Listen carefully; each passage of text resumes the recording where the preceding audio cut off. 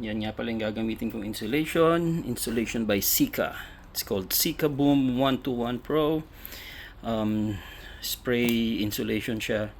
Kailangan itong gun na to, mahal din to, mas mahal pa to kaysa sa isang this is like 30, this is $40.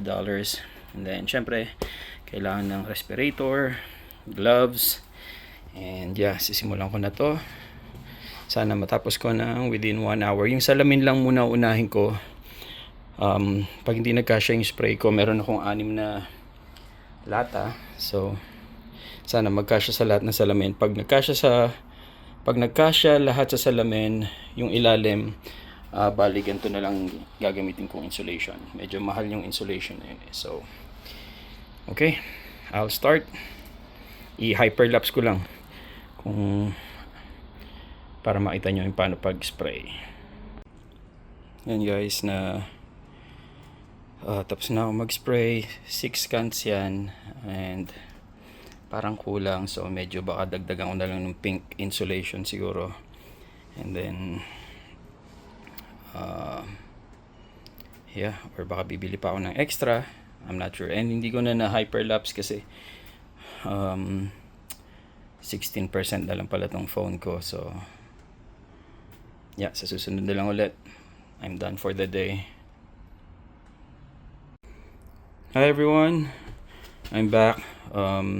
Yeah, kahapon nag-insulate ako and ngayon tuyo na. Tapos today naglinis lang ako kasi may darating magko-coat nung gagawa ng bench. And today yeah, naglinis lang ako ng floor. Ayan, yung mga tools ko nilagay ko lahat sa gitna. Yan yung mga gamit kong tools na ang kalat-kalat na kahapon. So inayos ko ngayon, nagwalis ako. And then today I'm not working too long today kasi may iba pa akong gagawin sa bahay. Ang gagawin ko lang ngayon, I'll try to put more insulation, yung pink foam na yon.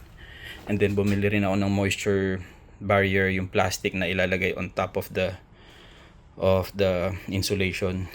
Kung lahat sana ganito lang, kung lahat sana spray insulation lang, I don't have to put the moisture barrier. Pero since may pink foam ako, maglalagay ako ng moisture barrier dyan para hindi pumasok yung moist dito sa loob ng bus. And then yeah, for today I think yun lang yung gagawin ko. I'll update you mamaya once malagay ko na yung mga insulation and yung moisture barrier.